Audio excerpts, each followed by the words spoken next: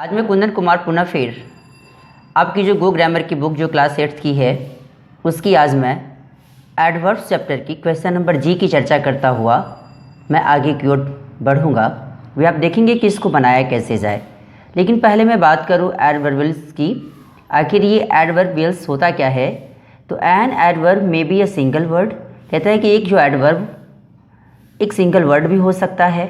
However adverbs can also be a group of words.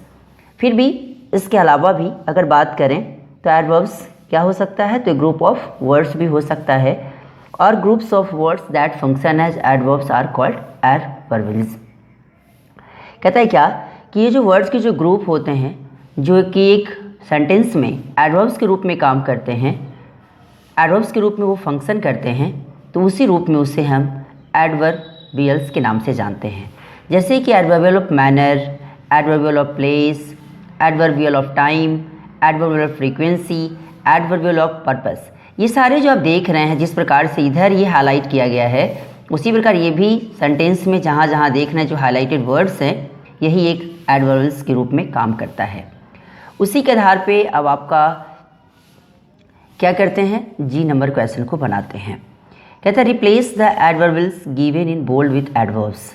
कहता है क्या कि यहाँ जो एडवर्ब्स यहाँ दिख रहे हैं, ये जो हाईलाइटेड जो वर्ड्स हैं, इसी के जगह पे कोई वर्ड्स आपको रिप्लेस करना है। कहता है the survey was conducted by asking questions at random. कहता है कि जो सर्वे है वो ढेर सारे क्वेश्चंस, अंधाधुंध क्वेश्चंस पूछने के दरमियान ही ये सर्वे को संचालित किया गया। तो यहाँ देखते हैं एट रैंडम है। एट रैंडम को अगर हम एडवर्ब्स के रूप में इसे लिखेंगे तो ये वर्ड आपका आ जाएगा रैंडमली। क्या लिखेंगे? रैंडमली। अगर इसी सेंटेंस को पुनः जब आप लिखेंगे तो the survey was conducted by asking questions randomly. अब कहता है क्या of course she will come for my party. Of course मतलब होता है अवश्य ही, तो श्योरली, यहाँ पे श्योरली वर्ड आप लगाएंगे। She will come for my party, वह अवश्य मेरे पार्टी के लिए वो अवश्य ही आएगी।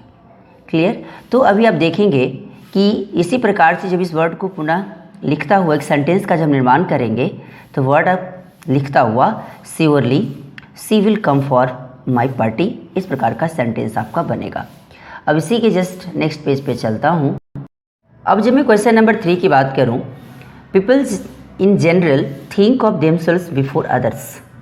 यहाँ इन जनरल के जगह पे आप चाहें तो जनरली वर्ड लगा सकते हैं, जिसका मतलब होता है सामान्यतः या अधिकतर। कहते हैं क्या कि अधिकतर जो लोग होते जैसा खुद होते हैं वैसे ही सामने वाले को भी समझते हैं। तो यहाँ जब नया सेंटेंस अब लिखेंगे तो क्या लिखेंगे? People generally think of themselves before others. केवल इन जनरल के जगह पर केवल जनरली वर्ड आप लगा देंगे। Her father wanted to meet her new friends in particular. यहाँ इन पार्टिकुलर का मतलब होता है विशेषकर।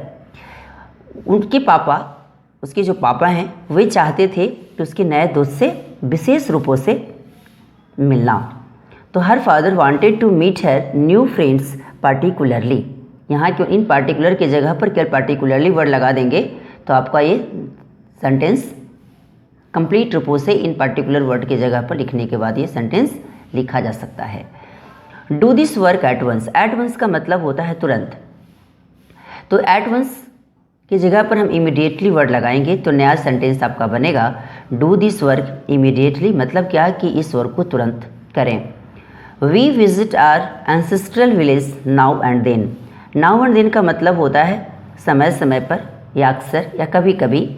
तो कहते हैं कि हम लोग अपनी जो एंसेस्ट्रल विलेज है, जो पूर्वजों के द्वारा बनाया गया जो गांव है, वो पूर्वजों के द्वारा बनाए गए गांव को हम लोग अक्सर क्या करते हैं? विजिट करते हैं। तो यहाँ नाउ एंड देन की जगह पर हम ऑफ्टन वर्ड लगाएंगे और ये ऑफ्टन वर्ड जब जैसे ही लगा देंगे तो ये नाउ एंड देन की जगह पर लिखे जाने वाले वर्ड्स हो जाएंगे। और याद रहे कि एफ के बाद जब भी कभी टी आए तो उस रूप में टी इज ऑलवेज साइलेंटेड, इसलिए इसे ऑफ्टन ही पढ़ें। It has been raining off and on since last week. अभी ऑफ एंड ऑन जो वर्ड है, ये तीनों वर्ड्स का मतलब ही होता है ओकेजनली, मतलब कभी कभी। अभी देखते हैं क्या कि कभी कभी इस पिछले सप्ताह से वर्षा हो रही है, तो इसलिए भी आप देखिए ऑफ एंड ऑन की जगह पर ओकेजनली वर्ड लगा के आप लिख दें। She will come back before long. Before long का मतलब होता है जल्दी से।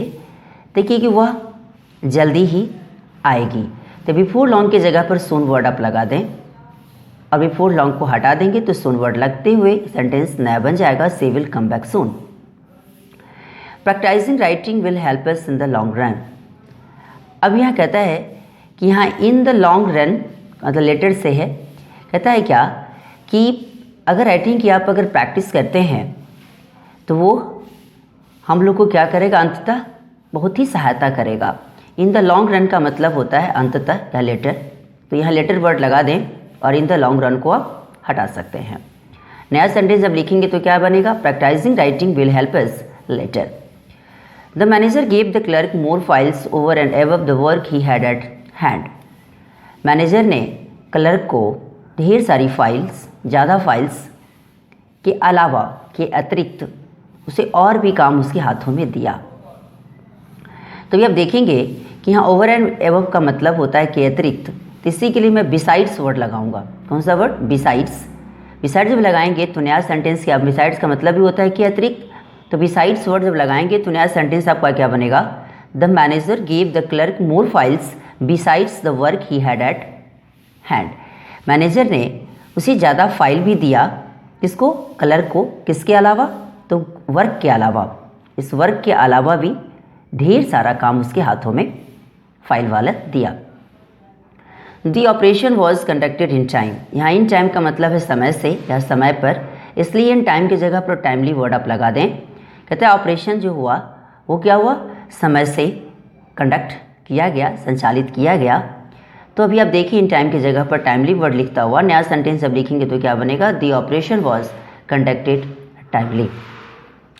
अब एच नंबर क्वेश्चन की मैं चर्चा करूं तो अभी आप देखेंगे, use adverbs to replace the underlined phrases. अब कहता है कि एडवर्ब्स की सहायता करता हुआ जो अंडरलाइंड फ्रेज है उसे आप लिखें। In the end we gave in, जिस प्रकार अभी आप देख रहे हैं यहाँ इन द एंड के जगह पर फाइनली वर्ड लगा दिया है, उसी प्रकार अब मैं बात करूं तो अब इसी के जस्ट नीचे वाले सेंटेंस में जहाँ जहाँ जो अंडरलाइन जो यहाँ देख रहे हैं, जो फ्रेज के रूप में जो वर्ड्स यूज़ किए गए हैं, उसी के जगह पर आपको क्या लिखने हैं, तो कोई एडवर्ब्स लिखने हैं। कहता है they raise their hands many times to ask a question but no one paid any head. यहाँ हीड का मतलब है ध्यान से, किससे, ध्यान।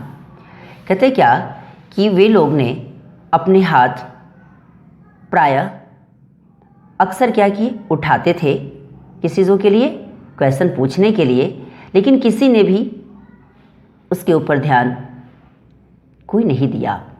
जब यहाँ मेनी टाइम्स की जगह पर जब लगाएंगे तो फ्रिक्वेंटली वर्ड लगाएंगे।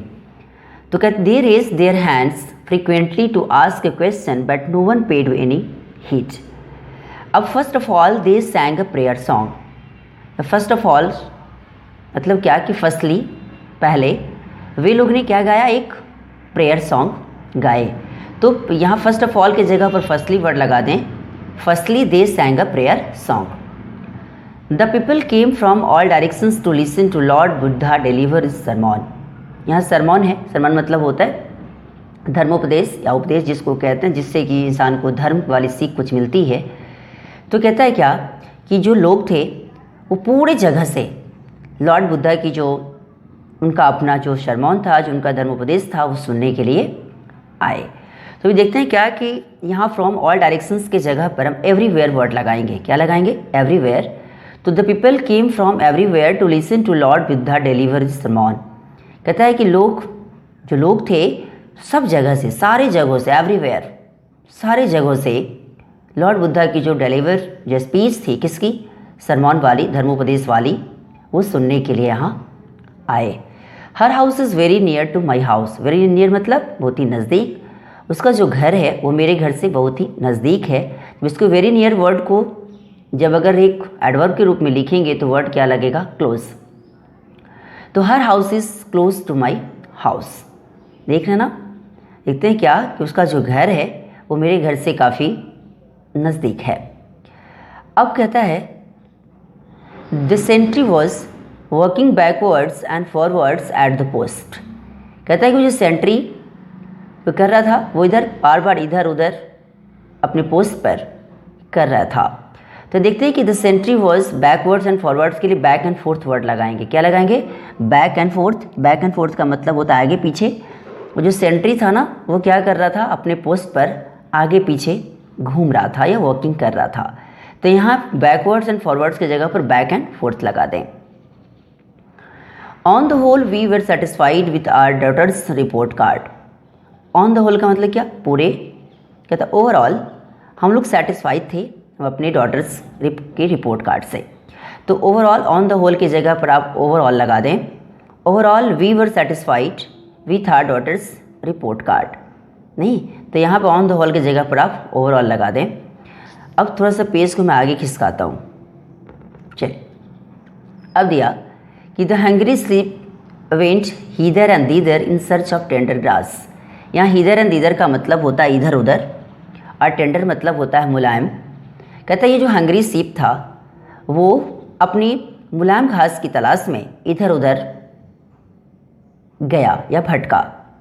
तो द हंग्री सीप वेंट एवरीवेयर हीदर एंड दीदर के बदले मैं अगर चाहूँ तो एवरीवेयर वर्ड लगा सकता हूँ।